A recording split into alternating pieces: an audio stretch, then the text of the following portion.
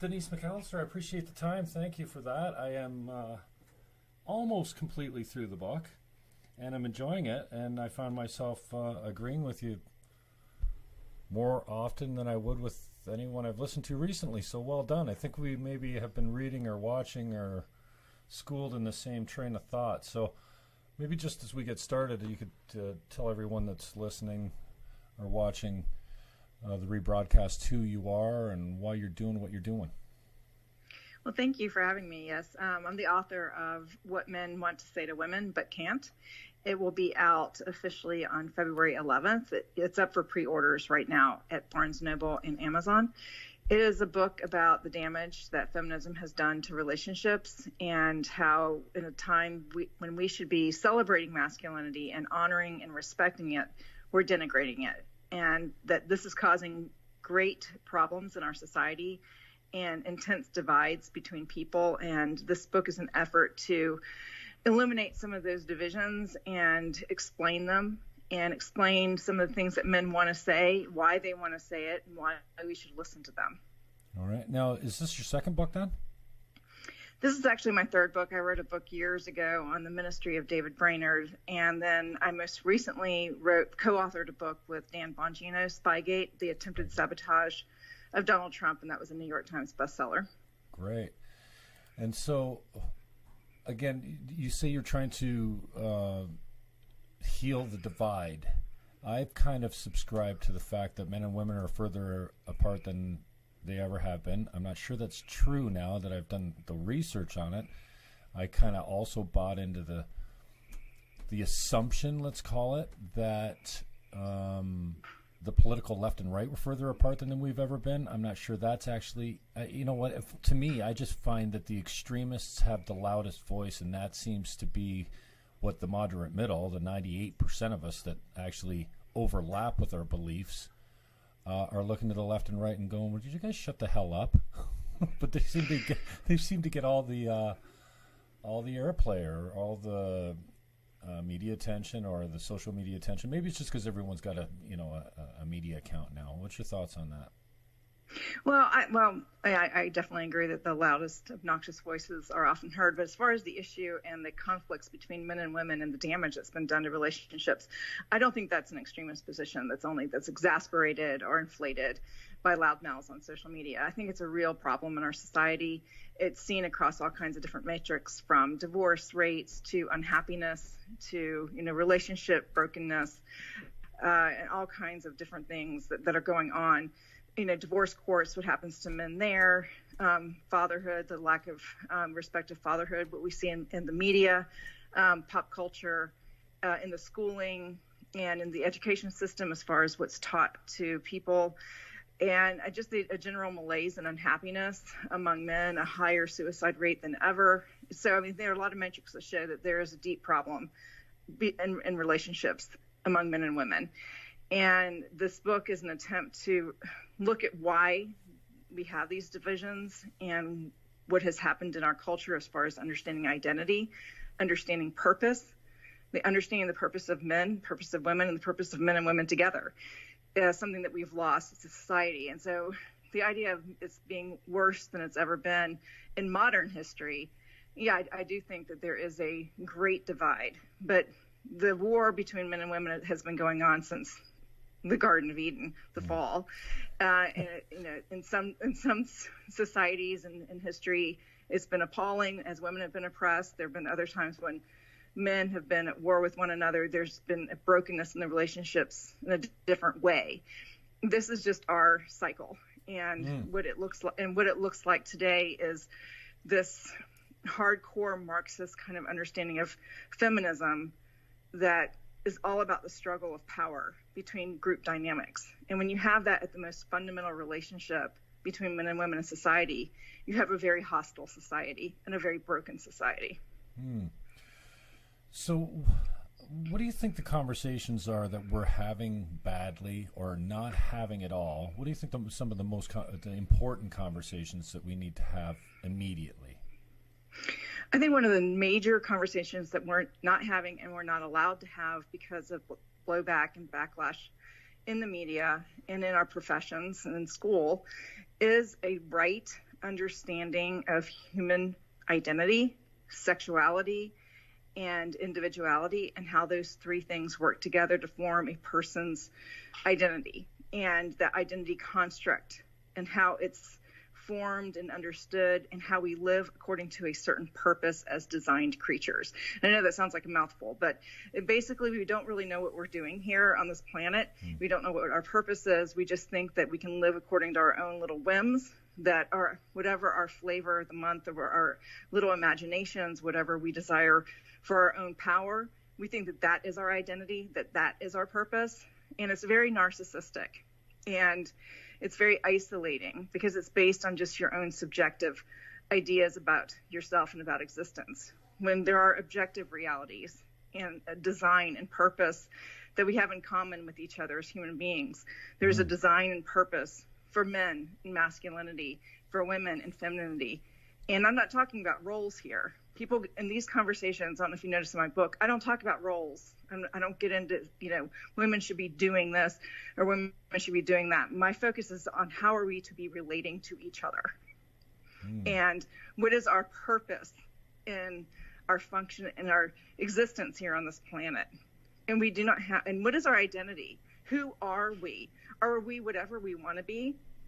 Am I, as a woman, whatever I want to be in my interaction with men and my husband, anything I want it to be? Or is there a design purpose for me and for other women that we have a shared objective truth about? That doesn't mean we're all cookie cutter cutouts of each other. Right. I'm an individual like no other person. So how I apply that in my life is going to be very different from other women. But there are basic, fundamental, universal truths about masculinity and femininity that we have abandoned. And along with that, we have abandoned what it means, what we're here to be doing. And essential to that is respect and love to each other in order to do what is good and right in this world. And you don't hear this kind of conversation because the ethos of the day is I can be whatever I want to be. Right. And I am whoever I say I am. And not only that, whatever I deem is true for me, you have to accept it. And if you don't, you're violating my rights, and you must be oppressed and silenced. Right. I kind of fall on the Dave Rubin side of things, I think. Because I grew up a lefty. I was 24 years old in the first election that I ran. I just kind of fell in line. I really didn't have an educated debate, and I was a lot younger then. And as I've gotten older, I don't know if that old adage that they say, if you don't vote if you don't vote left when you're younger, you have no heart. If you don't vote conservative when you're older, you have no brain. I want to believe that I've wisen up a little bit. But this, first of all, don't take my guns and don't tell me what hate speech is. The two fundamental things, not so much here in Canada, but my family owns guns. And I get the idea that one day you might have to protect yourself from the government. Not to mention all the other uses for them. And more gun laws isn't going to solve anything. But this idea that biology, science, and then if you want to throw tradition in there too, it's just all thrown out the window. Like you were saying, I can change sex by the minute if I want. And then in society, we see the impact of men, biological men, as a transgender woman, I guess they call it, fighting in MMA and beating them in track. And I just, it used to be for me, I thought the left used to stand for freedom of speech and all the things that that were important to me. But right now, it seems like the left doesn't want to talk about anything. They just want to say, no, you're a bigot, you're a racist. For instance, if I got into a conversation with a politician here in my hometown about the abortion, the anti-abortionists. They stand on the corners with the graphic pictures in my area. And some guy went up and kicked all their signs down and gave them the hard time, like it was assault. And he's like, more of this. I'm like, more what? Assault and less free speech? I just cannot wrap my head around how they can have it both ways. Well, when you deny objective truth and human nature as designed, you cannot have freedom.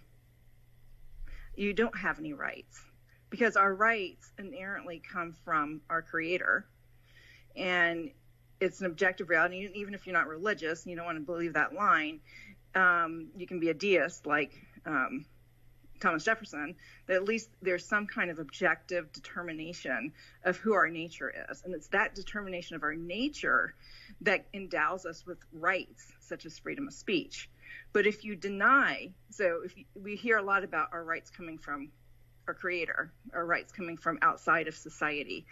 But if you those rights, what you don't usually hear is that our nature itself comes from outside of ourselves. And it's because of who we are as designed and objectively designed that we have the rights that we have. We have a society now that denies human nature as being objectively designed. It denies human nature as being a paradigm that is imposed on the will, if you will. And what that means is for example, I'm a woman. I have a uterus, whether I like it or not, that makes babies. I can sit here and pretend that I don't have a uterus that makes babies, but I'm talking about a fully functional human being here, female. But nature dictates to me that I make babies. Not that I choose to make babies, but that I have the capacity, that's what I'm designed for. That's what my body is. And it's really funny when people, like the abortion debate, you hear this terminology about don't force pregnancy on me. That a state that believes in protecting the child in the womb is therefore forcing pregnancy on women. No, your body is forcing pregnancy on you that you chose to open up by spreading your legs and having sex. That's that free choice that you made, and I'm all for choice. I'm pro-choice. I'm pro-choice, and I'm pro you can do whatever you want with your body. But I'm also pro-human nature. And when your body makes a baby because of your free choices, you don't have the right to violate that human life that your body is forcing you to have. Based on your own decisions, yeah. Based on your own decisions and based on human nature. But we deny human nature, and therefore we rip it to shreds, we deny it, and try to make human nature conform to what we want to be. So women are denying their femininity in all kinds of different ways, and the purpose that's tied to that femininity, and rewriting it according to their own individual desires and pathologies, I will say, and agendas. And it's ripping the fabric of humanity and the relationships apart. And the scary thing is if we believe that there is no objective design, no human nature, no objective purpose as human beings and as men and women, and that it's determined by the individual, the scary thing there is that then the individual with the most power can also redefine you. That individuals and groups with power can therefore impose their will on what you should be. That's just human nature as far as group dynamics go. So if we're not defined by God and we're defined by ourselves, then we're open up to being defined by others. Or whatever. It's just like, if we don't get our rights from God and we get it from ourselves and from society, society will determine what your rights are. Correct? Correct. So we don't live isolated. We don't sit here and live in individuals' autonomous little bubbles, unaffected by each other, where I can just do whatever I want to do and be whatever I want to be. We live in society. So if I'm over here and being a little subjective tyrant and saying, my will, my truth is my truth, you need to accept it, or at least leave me alone, I'm already starting a war with other subjective entities about what truth is and how to exist in society together. Who's going to win that battle? It's going to be the most powerful, the loudest, the people who can form the group of these individuals with some common subjective truths. We become enslaved to man, and we're not free, and therefore you're not going to have this bleeding that I hear about people. I want my free speech. I have my freedom, I have my rights.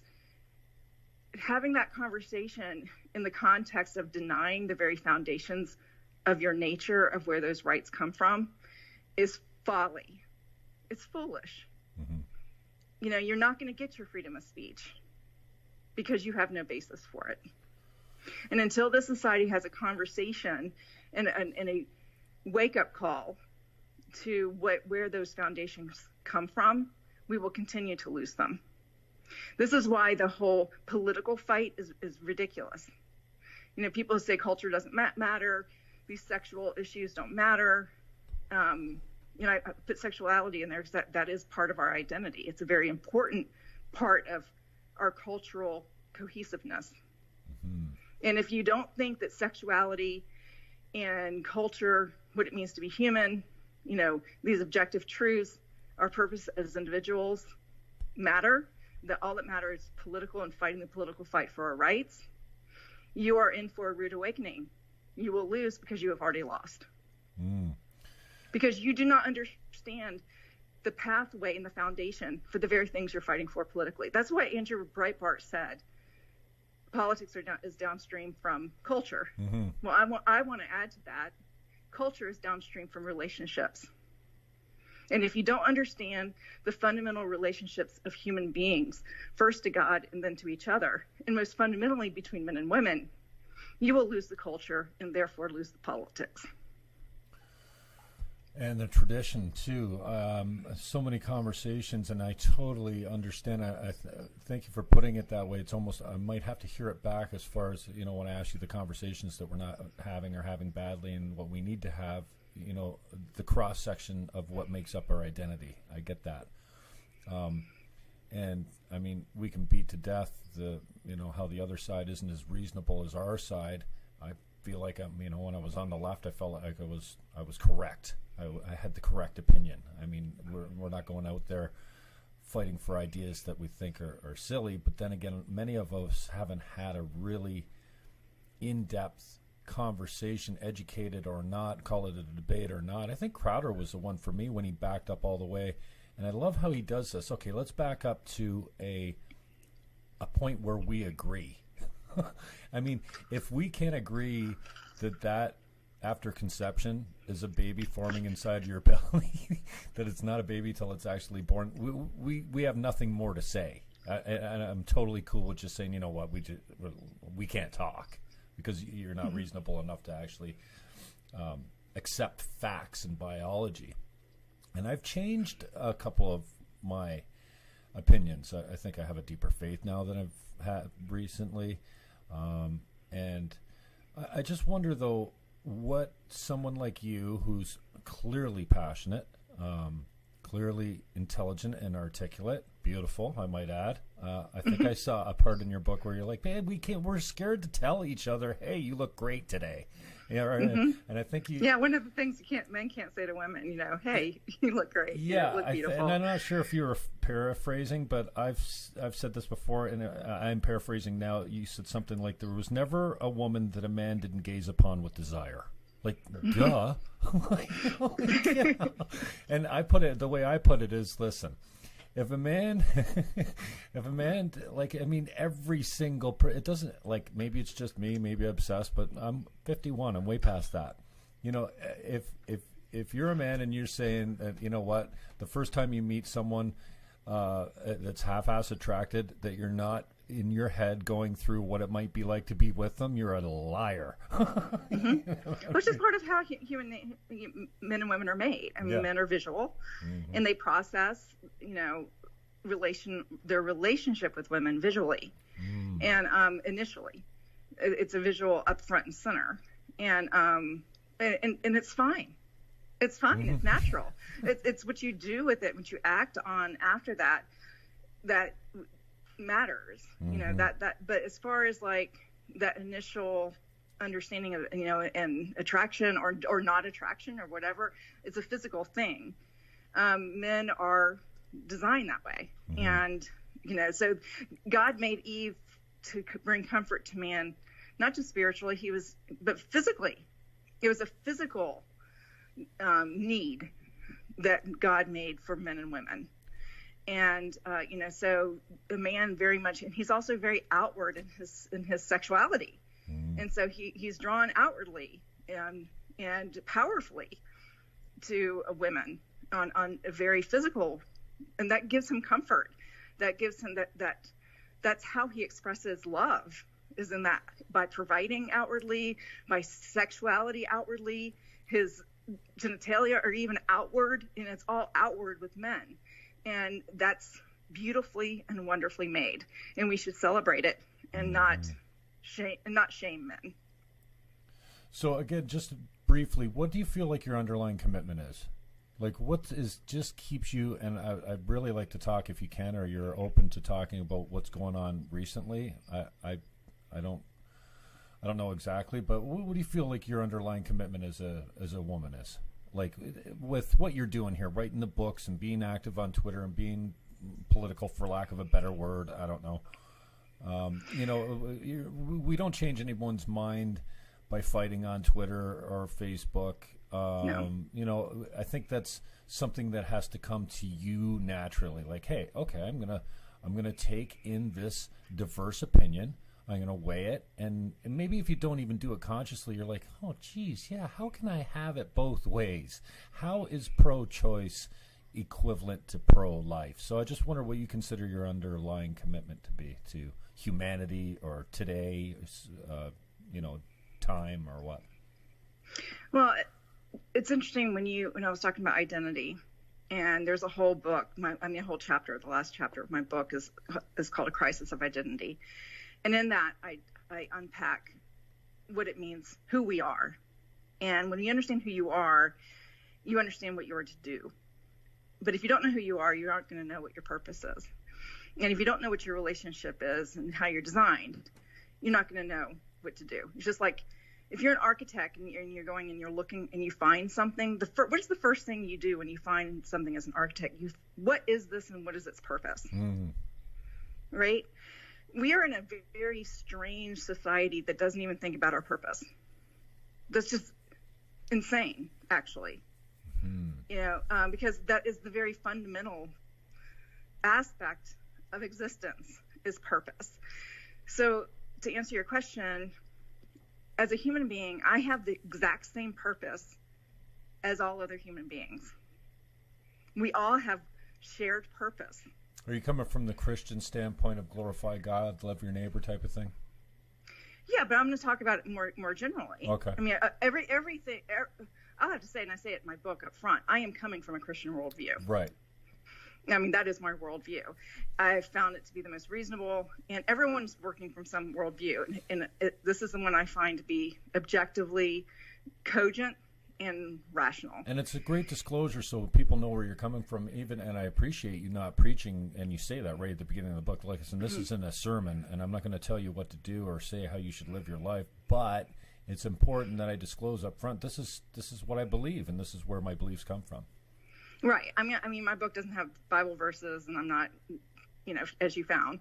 I mean, I'm not preaching in this book, but I am working from a presupposition. Right. And I'm going to tell you up front what it is, and I would appreciate it. Whenever I discuss with anyone, I usually, and I'm getting to the habit where I want to know what your presuppositions are before I even engage with you.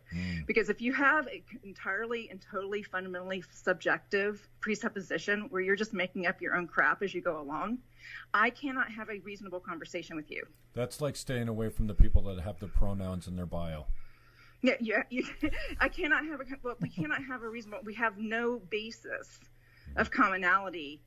I have to somehow reach you another way, and I think the best way to reach those people are through stories, which is why my book is also filled with stories. Right. Because just talking to you and coming and reasoning together is not working because you've rejected reason. So is it a workaround to empathy with the story?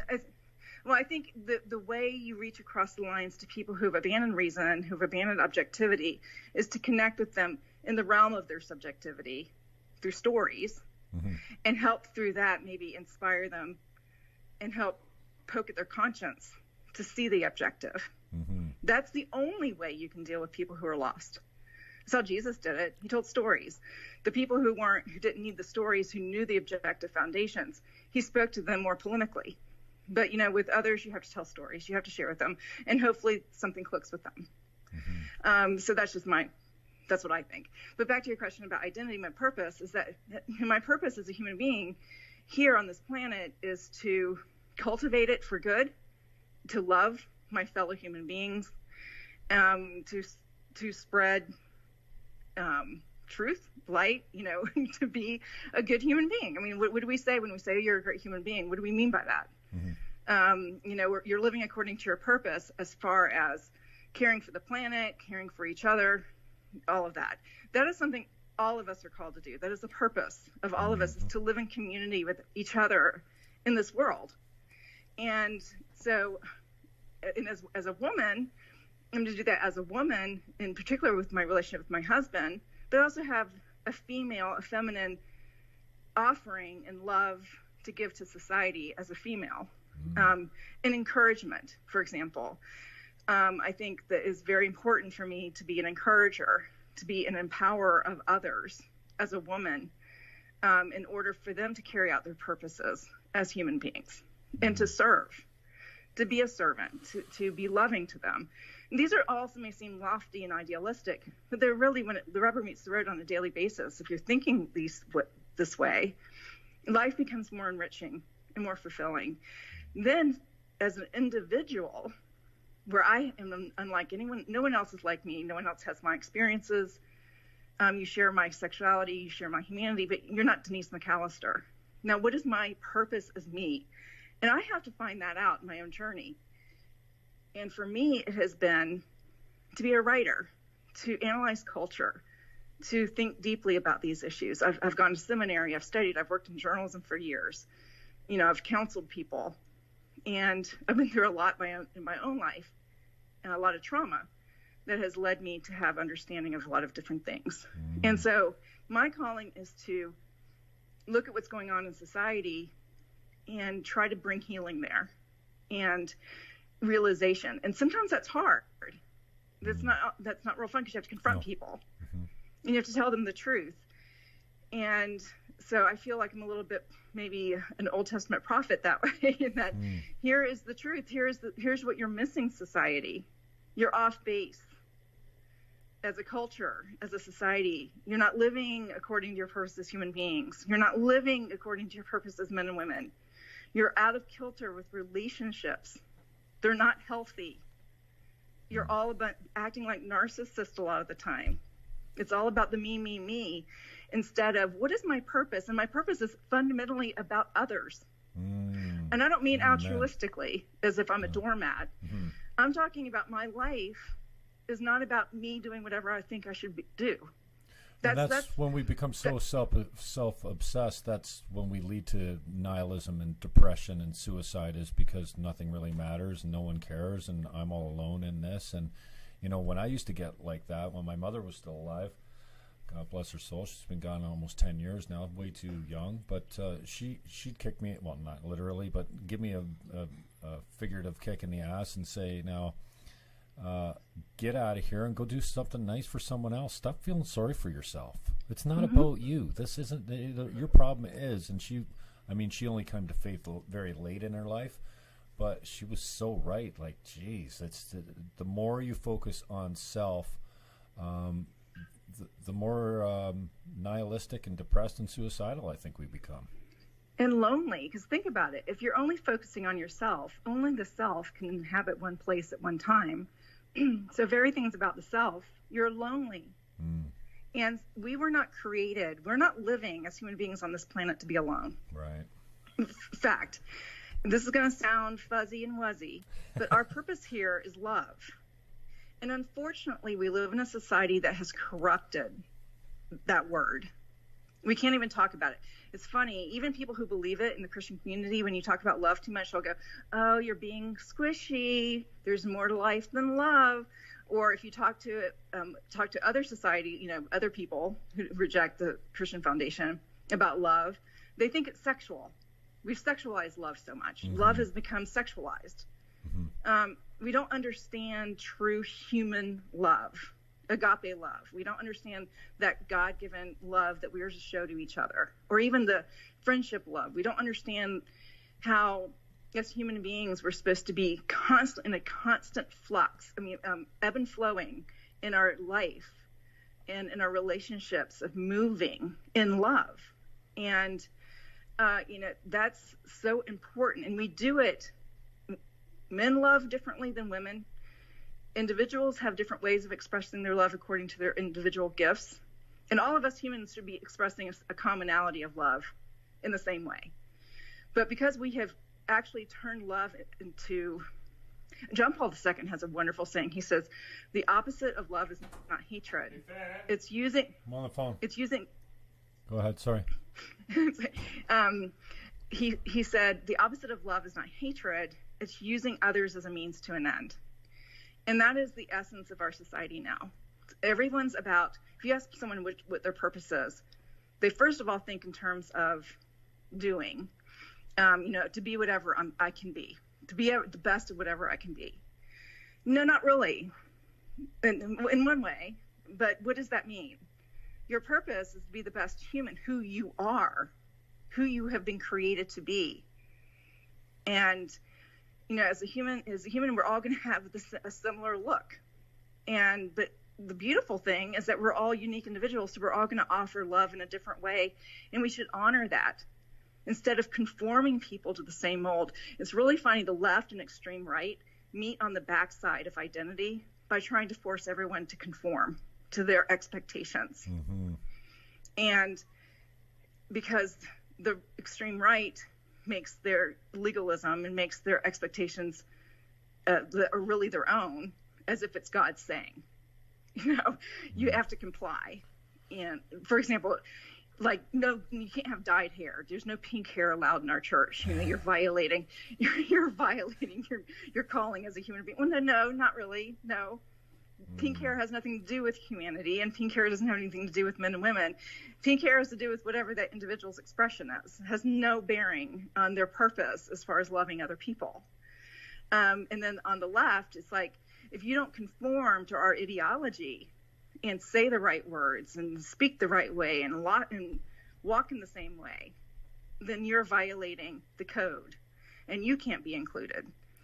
So, we don't really understand our purpose. And well, I think that's what I'm trying to and I think you're right on track, and I would add to that as well, as not only be the best person that you can be, but I know that this is kind of underlying what supporting this whole idea that it's across time and for the greatest amount of people, like your immediate community and beyond, so that you're actually not just enriching your own life, but making the whole world a better place, type of thing.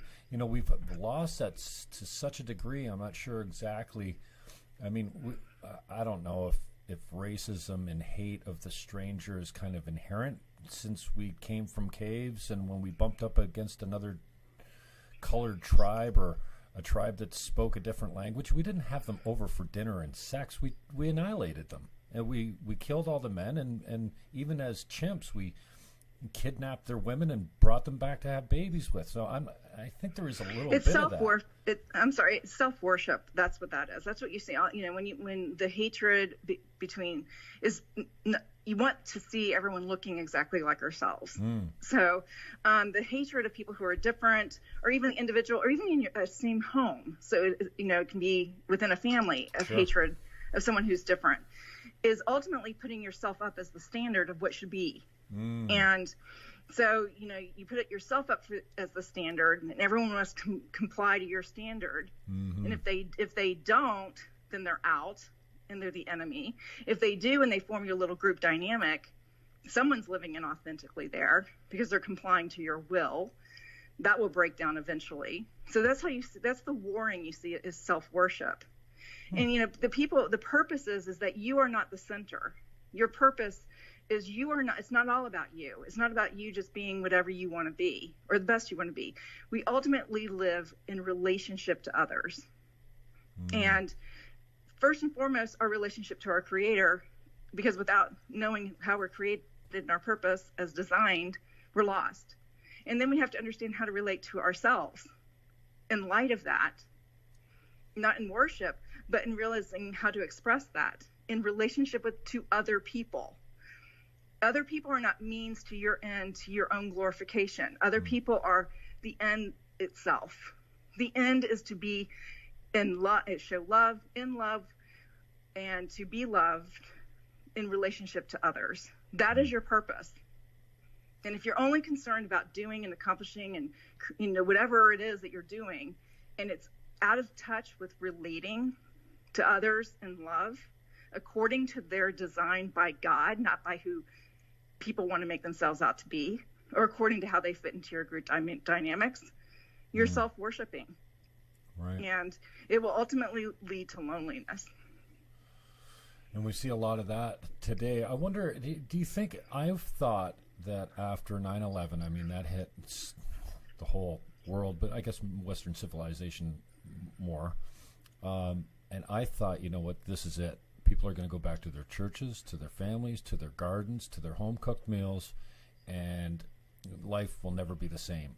I think, there was a shift. Certainly in the States, you saw a reordering of a lot of the liberties that were guaranteed to you, not so much anymore. But you think and I joke, but only half joke, that it's almost got to take an existential crisis, maybe, if you believe in another world or aliens or a foreign invader or something, for us to all come together and get that, you know what, I'm you, you are me, I'm Trump as much as you are. And, Madonna standing at the Women's March saying, I think, they don't get the hypocrisy. You're just giving it right back to him like he's a master troll. I think he does it just for reaction, and he's got the media manipulated completely. But do you think there's a chance that we can get back to a point where we're like, it doesn't matter what language you speak, what God you worship, or what color your skin is, we're all more the same than we are different? Yes, but we won't understand that unless we understand that the God who made us is one. And I'm sorry, I know that doesn't sound very cooperative, but, everyone believing their own thing, again, comes back to division and their own foundations. I mean, there is truth. You either believe it or you don't. And so it's a matter, what is that truth? What is that objective truth? And finding that. But we're in a society that's not even looking for it. That's where I would say the difference is between this society and other societies in the past, because people are like, oh, there's been conflicts before. And of course, we have an entire human history of conflict. One of the differences, though, in this modern society that's really strange and bizarre, and you've seen it on micro levels in different societies, is this complete abandonment of objective truth. And that undermines objective truth regarding presuppositions, suppositions, logic, all that kind of stuff. But also, like I said, about nature, about human nature, science, and human identity. Everything's subjective. We live under the tyranny of subjectivism. That is a frightening path, because that leads to tyranny in every way. It leads to isolation. It leads to warring.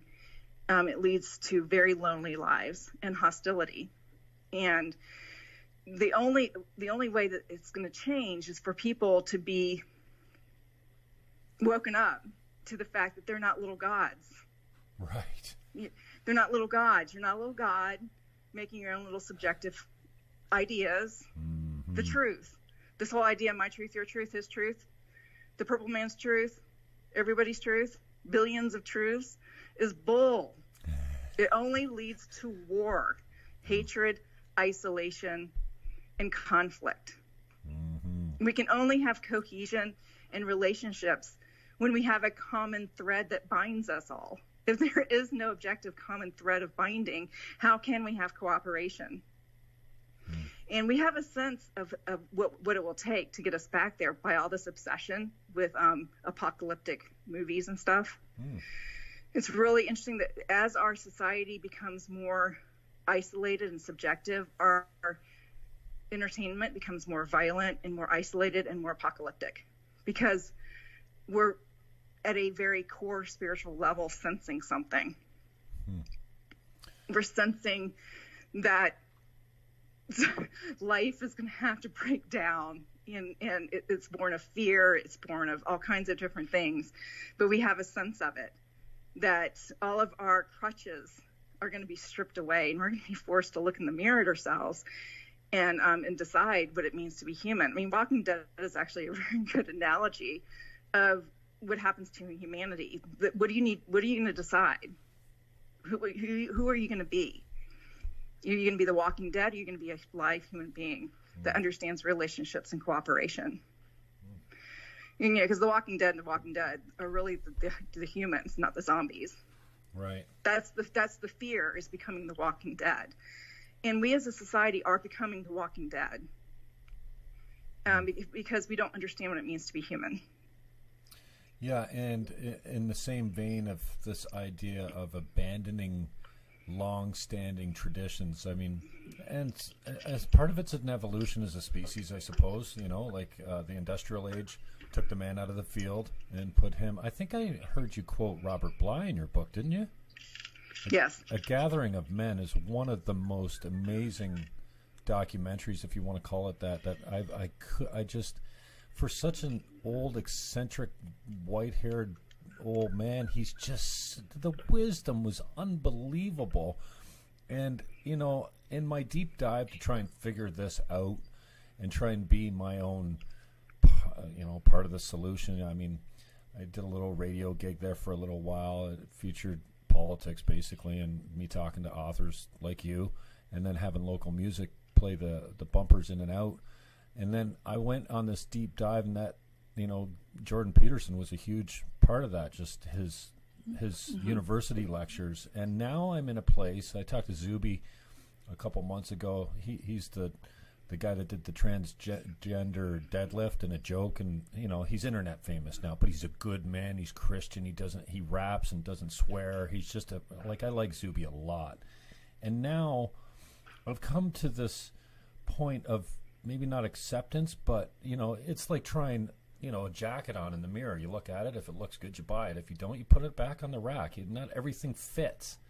But I'm left with right now, and let me just ask this as a question to you, is fatherlessness our significant modern social failure? Like, this to me is the underlying foundation that's been ripped out, and you could call it God or traditionalism or, you know, the nuclear family or what have you. But, I mean, kids are growing up without mentors, without the veterans, the elders, as the natives would call them, to pass down. And this normally is not your father. You get eldership from the uncles and the other men in your father's life, usually, because nobody wants to listen to their parents.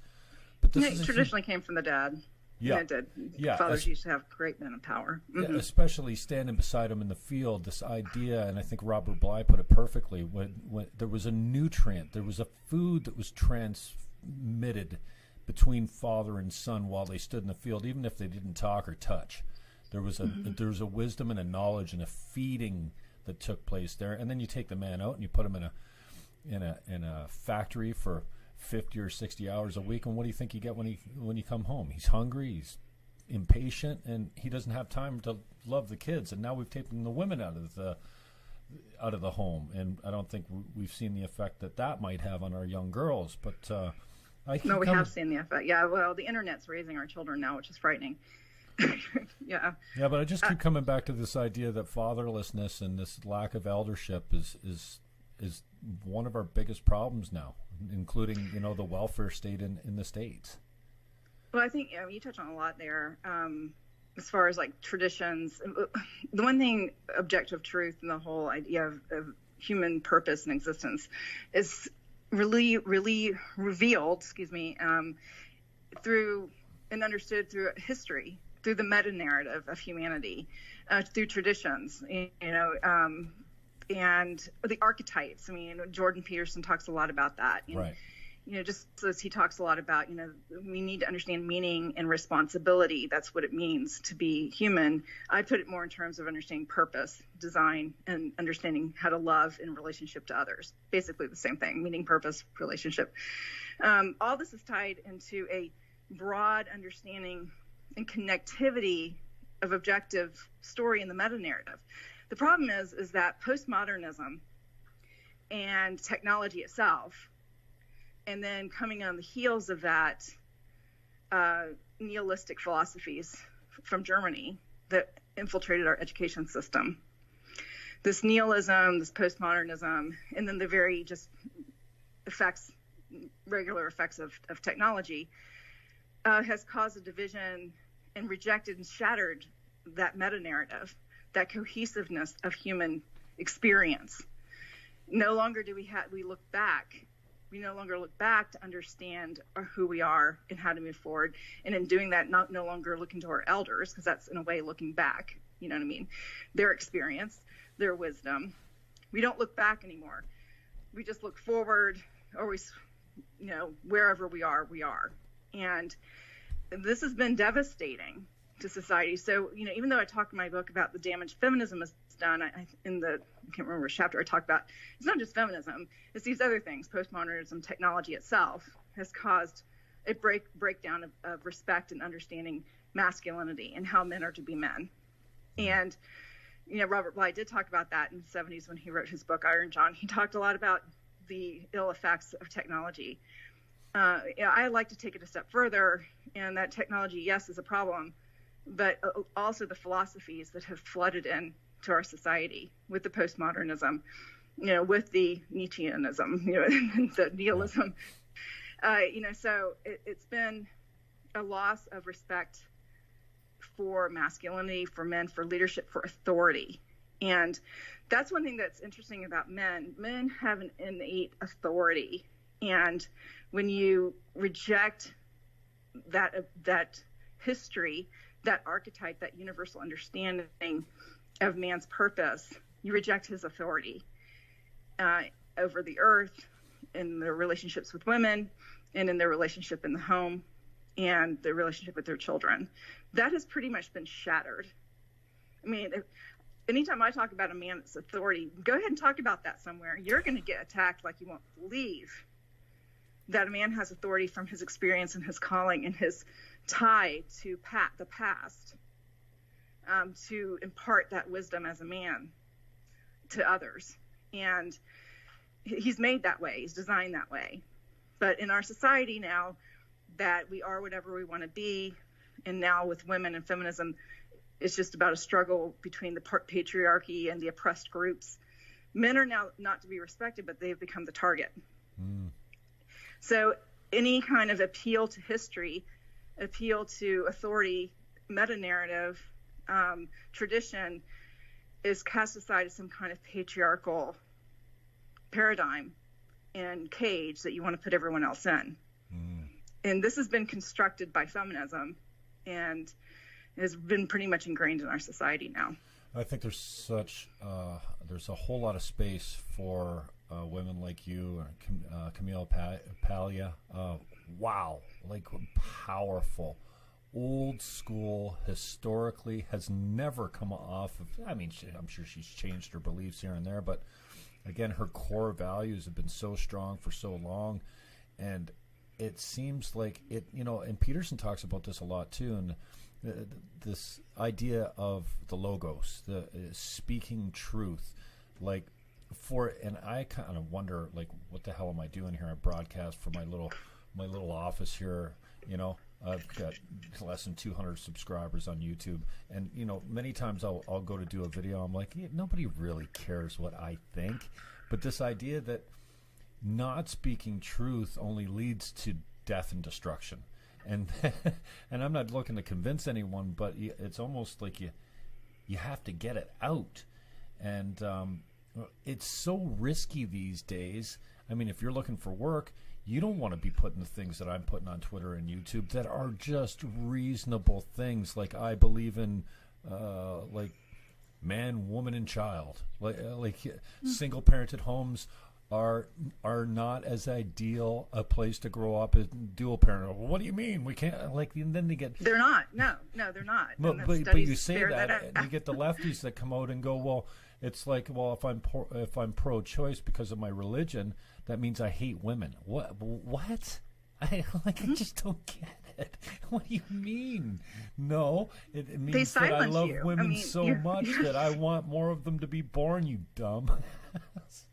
Exactly. Well, you're silenced. I mean, because you've been deemed the privileged group for too long, but is it therefore worth you need it? to be silenced.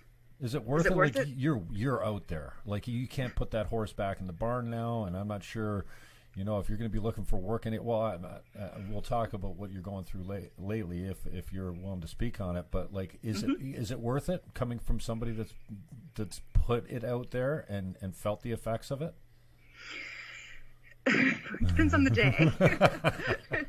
That's how good I'm feeling.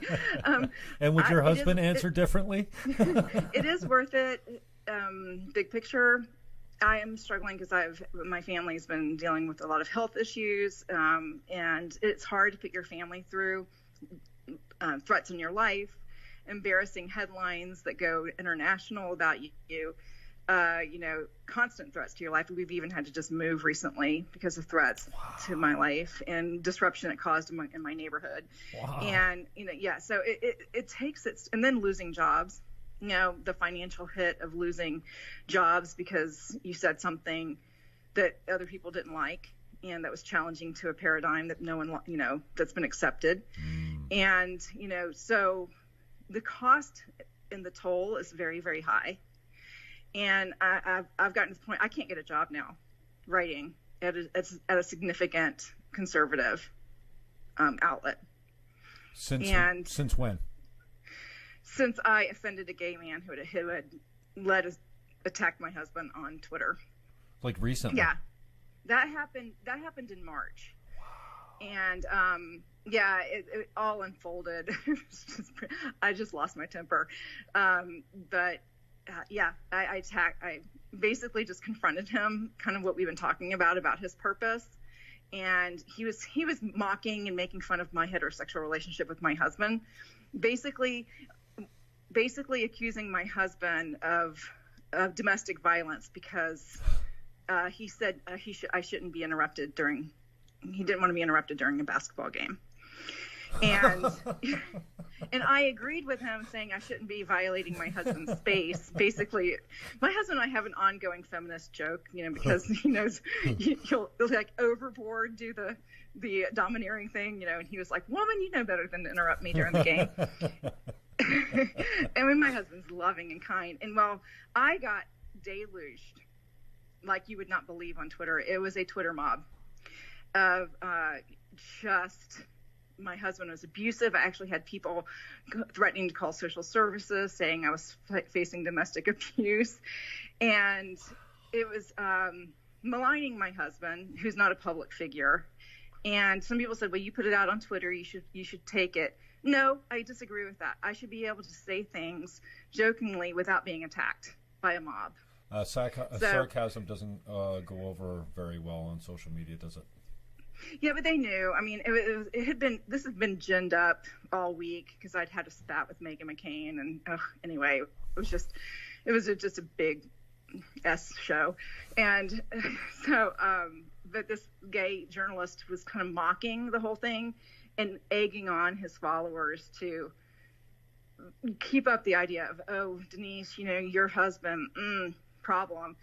And I'm like, who are you as a gay man to criticize my heterosexual relationship between a man and a woman? And that escalated until I just basically said, you don't really understand, obviously, from your choices, what the purposes of men and women in masculinity and femininity. Instead, you're trying to find meaning in a gay relationship. I put it more crudely. Isn't it strange that all these social justice warriors and these people fighting for, like we really oppress gay people still in today's society, that, if we all were like you, then we would fail to exist within a generation. We'd be done. Oh yeah, no. I mean, it's just it's not natural. It's not by design. And so because I made that stance and I made that comment, and I apologized to him for saying it crudely because I did. I was angry, and but I didn't apologize for the substance of it. And I apologized to him. He wrote me, and I wrote. We communicated. But two of my employers at the time immediately fired me. Ben Shapiro at the Daily Wire and Ben Domenech at the Federalist immediately fired me. Ben Shapiro, I don't even get that. I mean, he's such a traditionalist. He's obviously he's a heterosexually a Jew, and what is I don't get. He doesn't usually align himself with these people. So there's a whole bunch what principle of was violated? That, like, I always found Ben to be pretty objective. Conservative media behind the scenes is not what you see in front of the scenes. Principles often go out the window to save the brand. So, whatever. I don't want to believe. I just don't want to believe that. Oh, I have the email. I mean, that was what he told me. He goes, "I can't have you saying that because it will damage my brand. You have to go. Wow. No, he actually said that. I mean, that's why he let me go. The Federalist was a little more, I think, tied more into my conflicts with Meghan because my boss is married to Meghan. Went to her wedding, as you probably heard. It became a meme. So it was all just a lot of personal stuff on that side. So that was more muddy. The Ben Shapiro was more about him protecting the brand because I had attacked crudely this gay journalist who had been leading a mob to malign my husband. And I got angry. So the bottom line, yes, the bottom line is the bottom line. Money. Money. Everything's about money in this business. Sorry to sound jaded, but I've worked in it too long and seen too much. Well, and the fact is, I mean, there's no other reason. That was the reason. So anyway, so I got deplatformed, but from two jobs. The main one was the Federalist because that's where I was paid. And then later, I was working for 3 outlets. PJ Media later didn't get on board because they were cowards and didn't fire me along with the other 2. Instead, they drew it out for 6 months and then said, "No, we don't want you." So, and now I can't get from any. I really can't get work from significant, well-paying places. Coming from people that are supposed to be defending an ideology that everything's on the table, we can talk about anything, just not if it's going to affect. Like, how much money do you need, Ben? Like, I'm sure he does pretty well with his $10 a month or whatever he gets. Well, I mean, the real sad thing was at the Federalist is that they have a policy at the Federalist that they don't fire people for what happens on Twitter. Well, that sounds reasonable. What about Gavin McInnes? He's creating an island of misfit toys. I'm gonna be the little girl with the missing eyeball or whatever, the braids. Yeah, I'll get over there with Milo. You know what? I haven't been a Gavin McInnes fan all that long, but he was the first to get me to subscribe. I've never paid for content before. I think he's absolutely hilarious. His interaction with him and what we call Rogan's Jamie, what's his name? Ryan Katsu Rivera. And I just find it, his traditionalism, he just won't back off of his beliefs, and then he's very okay to go, good point. Yeah, you got me there. Like, that's so refreshing to hear somebody saying, you know what? Yeah, that is kind of hypocritical. Maybe I need to rethink that one. But I'm really enjoying listening to him, and I'm a little envious from the standpoint that I wish I had the courage to come out like that, because some of the things that he's got the balls to say, I don't find that I do. So it's can be costly. I still have the balls to say it. I mean, I still feel called to do that. I've kind of taken myself off Twitter. I'm still there if people need to contact me, but I'm not going to be engaging. Okay. And I don't really know where to write, so I'm probably just going to focus on books right now, and just hopefully my dear publisher, who I adore, won't abandon me. A lot of people have advised doing podcasts. The problem is I'm not a very good speaker. I'm a writer. I mean, that's what I do. I'm a writer. I'm not a podcaster. I do interviews and stuff like that, but people don't realize how hard it is to host a podcast and do monologues. It's not an easy job. It's a talent. And monologues are really difficult, and I find again when I go to sit down and hit the record button, I'm like, come on, nobody cares to listen to me even for 20 minutes going off on what I think about this, and it seems so much easier when you have an interesting subject to go back and forth with that eventually your thoughts will come out that way. Yeah, I like the interviewing format. I mean, but building that platform, and again. But that takes money, it takes time, and and here I was established as a writer, and I have bills to pay, and I'm not going to get myself I was doing 7 years ago, putting money out in order to make my career. I mean, I can't do that again. I just financially can't do it. I've been through too much medical expenses and stuff to do that kind of thing. So it's basically just going to be writing books, and if people want to hear what I have to say, they'll have me on. And and if I can find some place to write, that would be great. Because again, I'm a writer. I like to research. I like to sit and think, and I like to put it down on paper in a way that people understand. And I'm not rambling as I do when I talk. It's a lot more clear when I'm putting it down on paper. Well, I think you sound great. I think you kind of you warmed up as we were going along here, and I don't want to keep you too long. So, who do you really respect in the media right now? Like I've said, for just pure entertainment value, I can't get enough of Gavin McInnes. I really can't.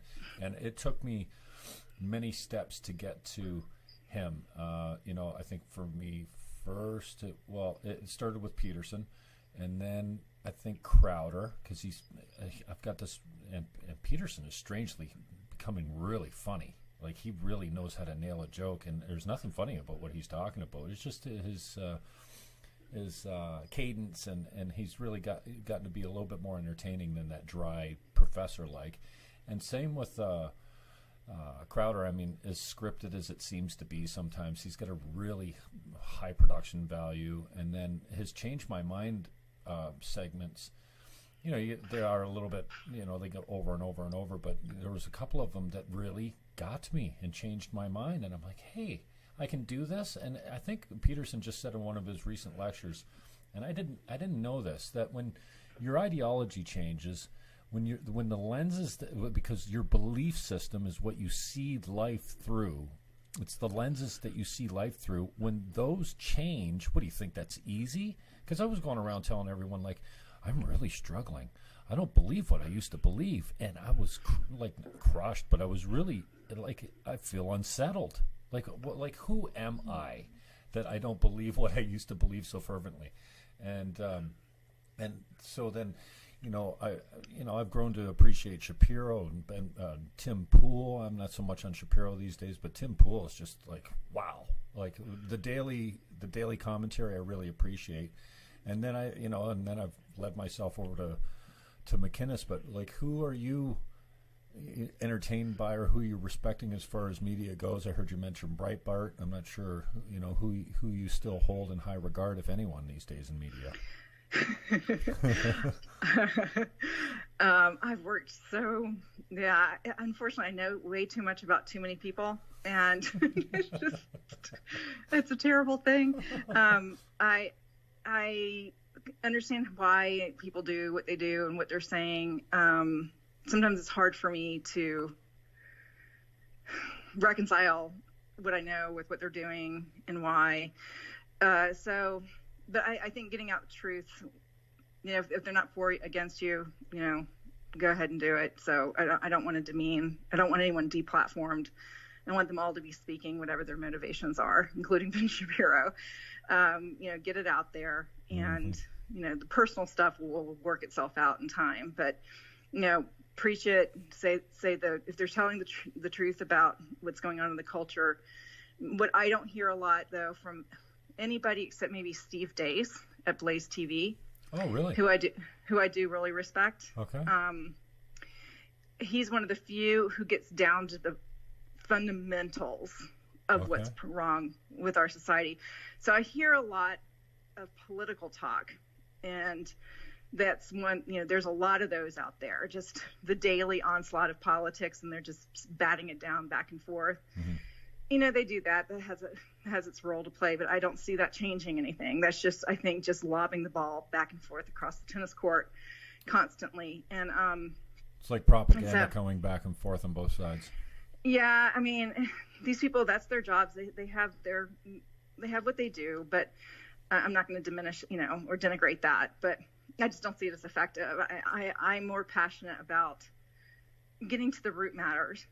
And I'm passionate about that. And one of my frustrations is that not only are the platforms not wanting to hear it and people not wanting to hear it and silencing you because of the speech, like I talked about, but also the formats themselves are especially writing formats, they're getting shorter and shorter. And I'm sorry, you cannot dive down into deep, meaningful things. Right. In 500 words. Right. So getting people to read, is difficult. I do like these long interviews. I think they're really good, very helpful, and excellent. I think that needs to be going on more. If the writing's not going to be done, then there at least needs to be the interviews, or do the writing and then, like we're doing, talking about the writing and, explore that.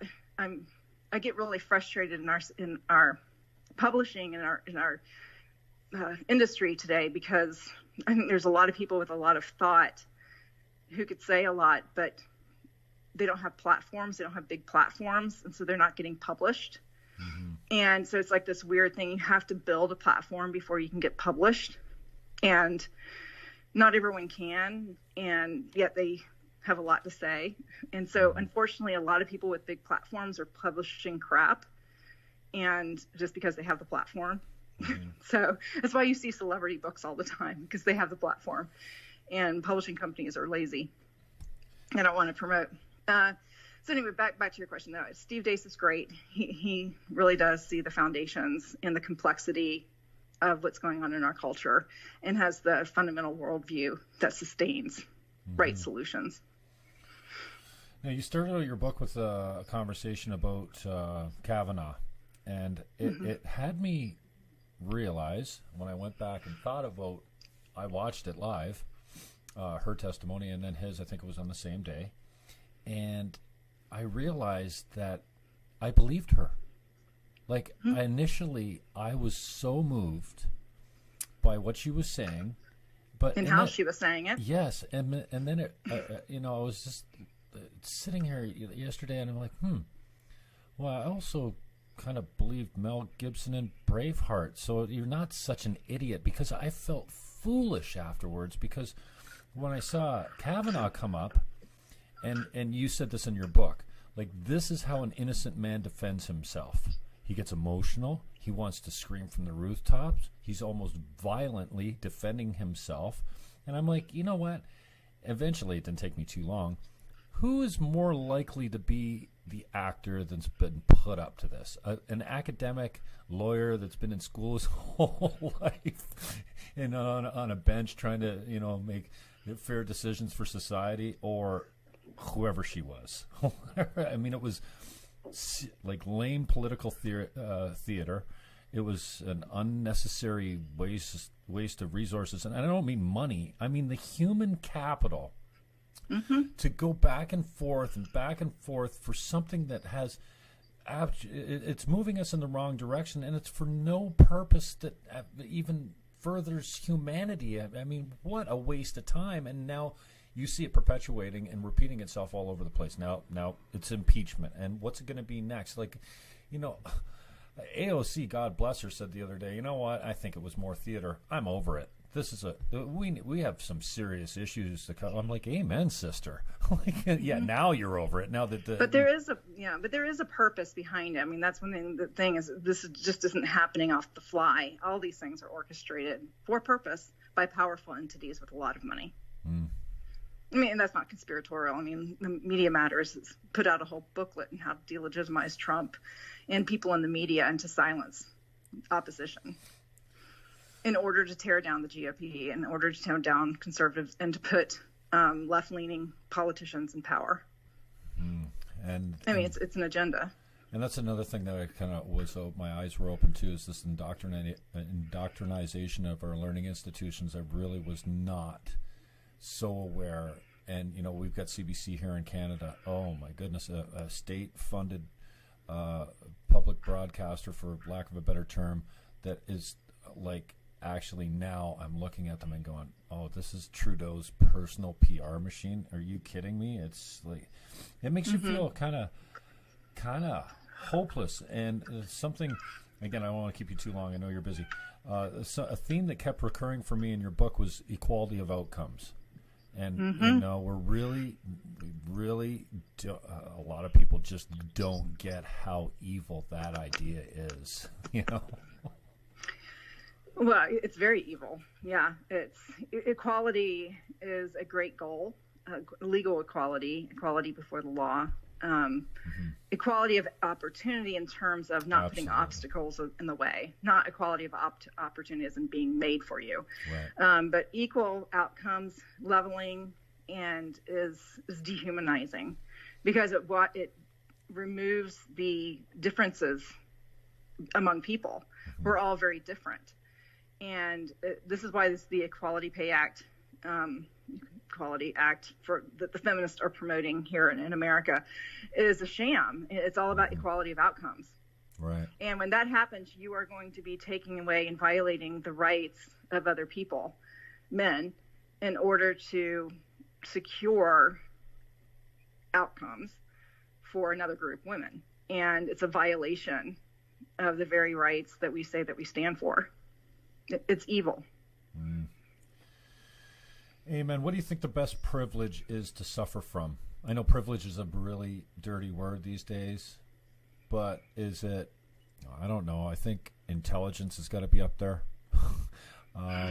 Yeah, easy to look at probably isn't that. I was going to say beauty is a huge, I would put the advantages of beauty in our very shallow society probably skyrockets over intelligence these days. Wow, really? I mean, look at celebrity worship itself. I mean, it's just really annoying.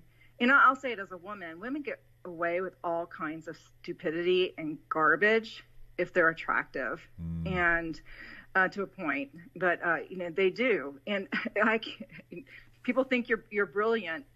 Some women, they're very sexual, and suddenly they become brilliant anytime they say anything cogent. And I'm like, no, she's not brilliant. She's just smart with some really nice boobs. And keep looking at them. Now she's got a platform to speak to millions. Yeah. So, you know, I mean, it's an advantage like anything else. You know, I mean, men have their strengths, you know, and privileges as well above other men. But I would say our culture is definitely, we never talk about beauty privilege, but I'd say that that's probably the biggest one. And I wouldn't even say just beauty. I would say sexual hotness, sexual beauty, hot, sexy privilege. Because the more, you know, sexual you are, the more you're enticing and the more you can get away with. And it's just true.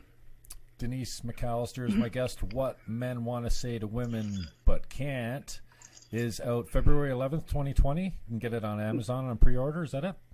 Yes. Hardcover's out. Thank you. Next year, absolutely.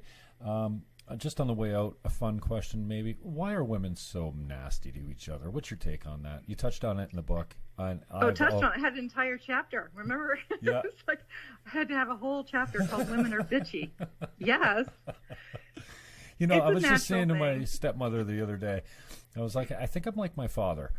We can have a fight in the car on the way up north or whatever, and once we get it out, it's over. It's done. I'm over it. We're over it. We go have a hamburger. We have a beer together. We're done. We don't stretch it out for 2 decades. Well, women, their sense of value is internal, and it's about who they are, and it's about their physical attributes, their personality. It's a very internal being kind of thing. Men choose women not by what they do for them, but by who women are, how they look, you know, how they act, that kind of thing. Women tend to choose men more about what they can perform and what they provide. Not that looks don't matter, and these are not just hardcore black and white things, but it's part of the female psyche that, you know, competition with other women is not just about what we do. It's about our very being is on the line. And like survival type of thing? Not a survival. It's about value and worth. Again, This is where if you understand our purpose in life is relational, fundamentally, and our sexuality, our humanity, everything's tied into relationship. Even if you're not married, a woman's designed to attract a mate by who she is, not by what she does. It's her essence of her being. And so an internal instinctive competitiveness to get the man is be the most beautiful, to be the most alluring, to be the kindness, you know, the gentleness, whatever, to be the most womanly, the most fertile. You know? And in the process, tear down the competition? Well, or just be the best. This is why women are constantly sizing up other women looks-wise. When they enter a room, it's why we criticize women by their looks more than we do men. It's just everything's about the looks of women. It's because that's the core crux of her able to secure the relationship with the opposite sex. So again, even though I'm in the workplace and I'm obviously not competing for a husband, I'm already married. I'm not wanting to date everyone in the office. There's a core tie that's fundamental in our brains that competition is for a woman is tied to our very being. It's very hard to break that. So when you enter a competition, especially if it has any kind of subjective aspects to it that are personal, it's not like cut and dry win or lose. The more cut and dry the competition is, the easier it is for a woman to detach the emotional aspect. But even then, she's more connected to it personally than a man is. Men can compete. It's about doing, win or lose. Only really wimpy, wussy men get all emotional about it, and we know who they are, and it's disgusting. But real men compete, shake hands afterwards. I got beat, whatever, go out and have a drink. It's because they compete externally. It's about what they do, and not about their very being. But a woman, the competition is so tied, and that's not to make women bad. They can't help it. It's just how they are as women. So it makes them very nasty with each other, because you can't really, you just are who you are. And, when you lose at something, it suddenly becomes personal. I'm devalued. She beat me. They're nasty, and you compete with each other. And women always revert to competing on a personal level, even if they're doing an objective thing. They try to be prettier. They try to schmooze. They try to use their sexual allure. They resort to a personal being aspect of the competition. And it's very cutting to lose to another woman, or, women lose to men easier than they do to women. You've probably noticed that. They still don't like it. They still will take it personally, but it's easier. But to women competing, women working in the workplace, which is automatically competitive, which is what feminism created for us, right? This competitive workplace, sending us in to act like men when we don't act like men. So you have a whole bunch of women in the workforce who act like women but think they're acting like men, and they're a nightmare. I don't know why it's so hard to acknowledge that we're not equal. Yes, we we're need not to the be. same. We need to be treated equal in the eyes of the law. Yes, opportunity, all that kind of stuff. But we're not equal. We're better at different things, and that's okay. I mean, even between races, there's some significant differences. No one wants to talk about cultures. Cultures. It's race versus intelligence. No one wants to have that conversation. I mean, I think there's, and it's just that the stifling of it is. It's concerning. So, anyways, Denise, thank you very much for your generosity and your time. The book's called "What Men Want to Say About Women But Can't." Say to women. Oh, say to women. Well, what did I say? About women. I'm sure you say a lot about women. Behind the scenes. What Men Want to Say to Women But Can't is a wake-up call for women to understand and appreciate the men in their lives, value masculinity instead of degrading it, and heal relationships damaged by toxic feminism. Man, we've heard a lot about toxic masculinity. I am a Schick user now, and I never had a closer shave than the day I saw Procter & Gamble's stocks come out, or Gillette or whatever, nosedive. I guess I'm not the only guy that was pissed off that commercial, and they did. I heard in the book, I heard you clearly state, they shifted gears pretty quickly there, but that was just, and the naysayers, man, I got more reaction on that because I had an F Gillette response, was, you're weak and threatened by a commercial that your manhood said, no, I'm not. Masculinity is under attack, and it's not healthy. More healthy masculinity, please. Why can't we just get that? I don't know, but. Well, and stop trying to turn men into women. I'm really tired of this. Masculinity needs to be redefined and reconstructed into a more feminine frame. No. I discuss that a lot in my book, because that's definitely the goal of our intelligentsia in our society today, and is to feminize masculinity. And it's disgusting. It's gross. let men be men. I don't want men acting like women. That doesn't mean men are all apes dragging their knuckles across the floor and being mean to everyone. No, real masculinity, a true masculine man is a gallant man. He's a man with self-control. But he's a strong man. He teaches his sons how to be strong, and that might involve wrestling and doing hard things. And so quit. I'm tired of the pussification of men today. Well put. That's a great place to leave it. Just on the way out, Denise, contact information for people, how they can get a hold of you, how we can get the book, how we can support you. You can DM me on Twitter at McAllister Den with 2 L's. That's at McAllister Den on Twitter. And if you need to get in touch with me, you can get in touch with me there. Awesome. Thank you very much for your time, and maybe we'll touch you up in the near future after the book comes out or after you get yourself in more trouble. I don't know which one will come first. Oh, I'm sure when the book comes out there will be trouble, so we can talk about it then. Awesome. Really appreciate it, Denise. Thanks for the time, and we'll talk soon. Hey, I just want to say before I cut you loose, I love you. You're thank you. I don't know how you support each other virtually, but I appreciate what you're doing. The risk that you put your you're not putting your family in any unnecessary risk for no reason, but I mean this is expensive. Speaking truth and holding to your values, whatever it is, so whether it's based in Christianity or just speaking up. I don't know quite how difficult it is. I've had a little bit of a taste of it, and to be honest with you, I don't like it. No, it's awful. It's awful. Like I said, I'm taking a little bit of a break myself, mainly just focusing on writing my books, and because it's not worth fighting the establishment, the gatekeepers, and the media is my biggest frustration. I can handle when you have a support group within the media. I really can take the barbs and the fighting. It's fine. It's hard when you're turned on by your own side. That's what my frustration is right now. My frustration isn't with the fight that's out there with these issues. Mine's more the betrayal and the lack of support from my own side. Well, and when you're standing there on the front lines and you're getting shot from behind, I mean, where can you go? Well, I hope to see you on with Gavin McInnes soon with maybe sitting next to Milo or whoever. I don't know. I adore Milo's great. Isn't he unbelievable?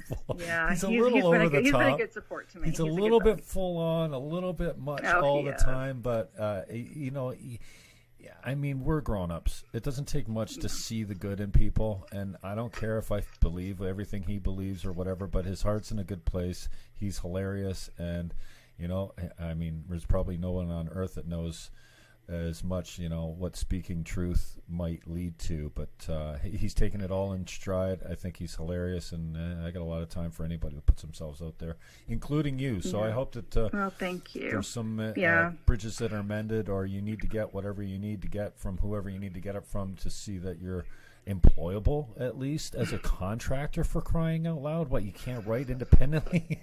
Quillette might be interested. I mean, you're a great writer, and I think you're articulate and intelligent, and hey, that goes a long way, and we need more women people, period, like you. So well done. Well, thank you. You have a great day. Thanks. All right, we'll talk soon. Thanks. Okay, bye. Bye-bye. I think I know how to work this.